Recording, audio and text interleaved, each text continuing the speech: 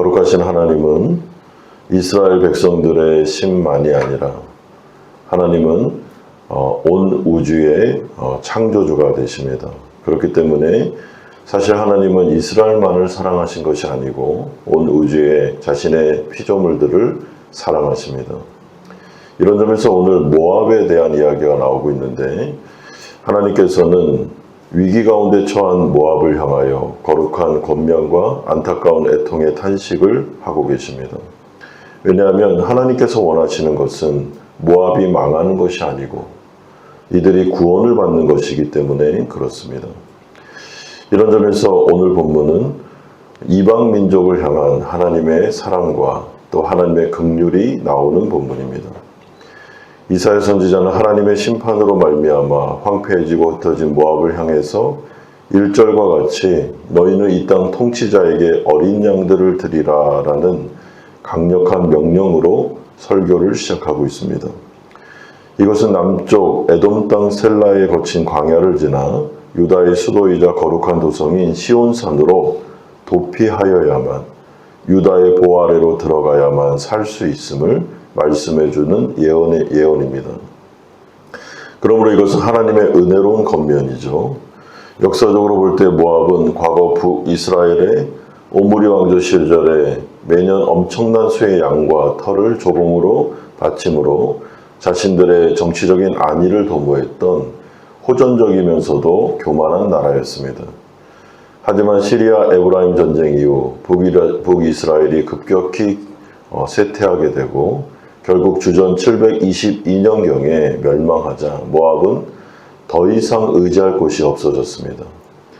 이에 대하여 이사야 선지자는 하나님의 말씀을 대언하는데 유다와 시온만이 유일한 피난처다라는 것을 알려주고 있습니다. 왜냐하면 이 당시 모압 사람들은 2절과 같이 아르논강 나루터에서 마치 보금자리에서 흩어진 새끼처럼 적들의 칼날을 피하여 어디로 도망해야 될지 몰라 절망적인 슬픔에 빠져 있었기 때문에 그렇습니다. 그러므로 시온으로 도망하라 라고 알려주는 것이죠. 그런데 유다 그리고 시온으로 도망하기 위해서는 여러분 이들이 유다를 굉장히 우습게 여겼습니다.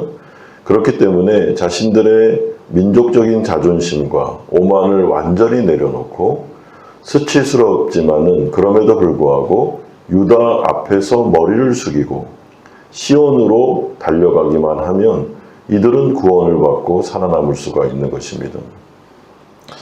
여러분 이 시온이 어떤 개념입니까? 어제 제가 말씀드린 대로 이것은 영적인 의미에서의 시온입니다. 그러므로 예수 그리스도의 품, 지금으로 말하면 신약의 교회죠.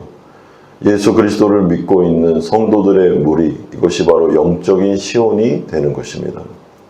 그러므로 이들은 오직 그리스도의 십자가 앞에 하나님의 은혜만을 붙잡고 두 손 두 발 다 들고 자존심 내려놓고 복음을 받아들이고 예수를 주인으로 모시고 이제 교회 앞으로 나아가면 여러분 이들은 살아날 수 있다라고 말씀하므로 지금 이 신약을 살아가는 우리들에게 예수 믿지 않는 자들이 구원받을 수 있는 방법을 알려주고 있습니다.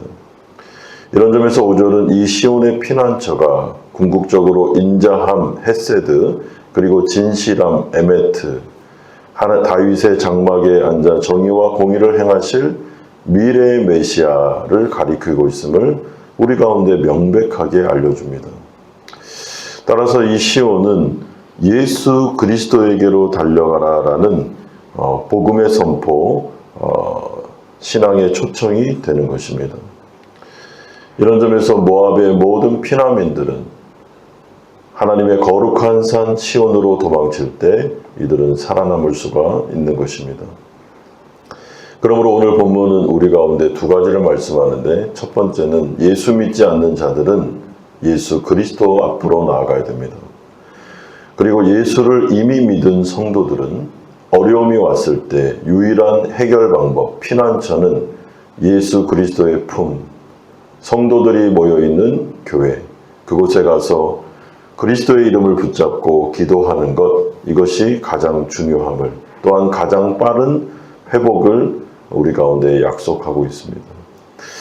그러므로 힘들고 어려울 때마다 말씀이 선포되는 곳, 또한 성도들이 모여 기도하는 곳, 여러분 그곳을 찾으셔야 됩니다. 오늘 이 새벽이 바로 영적인 의미에서 시온이 되고, 그리고 하나님께서는 이곳을 바라보며 우리의 기도를 들으십니다. 이어지는 6절 이하에서 예언자는 모압이라는 나라의 근본적인 죄악은 교만이었다라고 고발하고 있습니다. 교만, 거만, 자랑이라는 단어가 오늘 본문에 무려 5번이나 등장합니다. 여러분, 모압이 심판받은 것은 이유는 이들의 교만 때문입니다. 교만이라는 것은 한마디로 말해 하나님을 무시하는 것입니다. 하나님 없어도 살아갈 수 있다라고 착각하는 피조물의 착각이죠.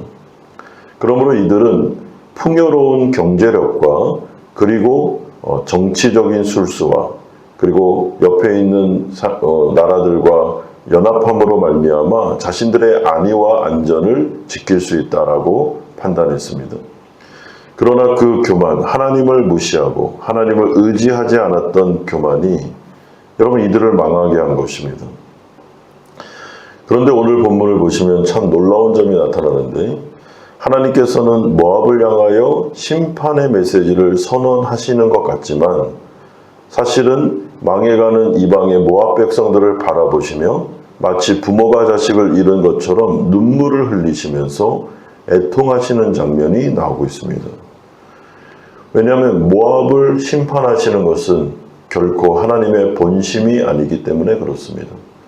하나님의 본심은 자신이 창조한 모든 인간들이 구원을 받는 것입니다. 하나님 앞에 뜨거운 긍휼과 사랑의 마음이 오늘 여과 없이 표현되고 있습니다. 여러분, 우리가 구약 성경을 읽으실 때 착각하지 말아야 될 것은 하나님은 이스라엘은 사랑하고 이방 민족은 싫어하신다 라고 생각할 수 있는데 그렇지 않습니다. 여러분, 하나님은 이스라엘만의 하나님이 아니십니다. 이스라엘을 선택하셨죠. 그리고 그들에게 구원을 방법을 알려주셨습니다. 그들에게 말씀을 주셨고 하나님의 나라를 맡기셨습니다. 그것은 이스라엘만 구원받으라라는 뜻이 아니었습니다. 이스라엘을 통하여 모든 이방 민족들이 다 구원을 받는 것, 이것이 바로 하나님의 뜻입니다. 그러므로 이스라엘 백성들이 착각하여 구원을 자기들만 소유할 수 있다라고 생각하고 독점적으로 그렇게 인식하고 있었을 때, 여러분 이스라엘이 어떻게 됐습니까? 이스라엘이 망하게 되는 일이 벌어지지 않았습니까? 그러므로 우리가 오늘 본문을 통해서 하나님의 본심을, 진심을 깨닫게 됩니다. 하나님은 우리 모두가 구원받기를 원하십니다. 하나님은 복을 받기를 원하고 자신의 피조물인 인간들이 다 하나님 앞에 영생을 얻기를 원하십니다. 이런 점에서 하나님은 오직 복은 하나님이심을 말씀하며 하나님과의 바른 관계를 회복하고 하나님만을 의지할 때 하나님 나라 백성들에게 충분히 하나님이 자신의 헤세드를 베풀 수 있음을 우리 가운데 알려주십니다.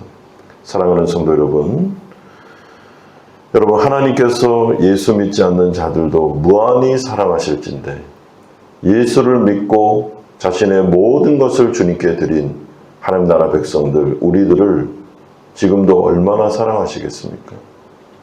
비록 지금 고난이 있고 어려움이 없고 힘든 일이 있다 할지라도 예수님의 품으로 나온 우리 성도님들, 시온으로 모여 하나님을 향하여 기도하고 있는 이 새벽에 기도하는 사랑하는 백성들, 하나님은 눈동자처럼 여기시고 우리 가운데 긍휼과 사랑으로 우리를 바라보고 계신다라는 것을 기억하면서, 여러분 오늘 이 새벽에 기도하는 가운데 하나님의 본심을 알아채시고 하나님의 긍휼과 사랑을 깊이 묵상하시면서 하나님 앞에 우리의 기도 제목을 올려드리면 좋을 것 같습니다.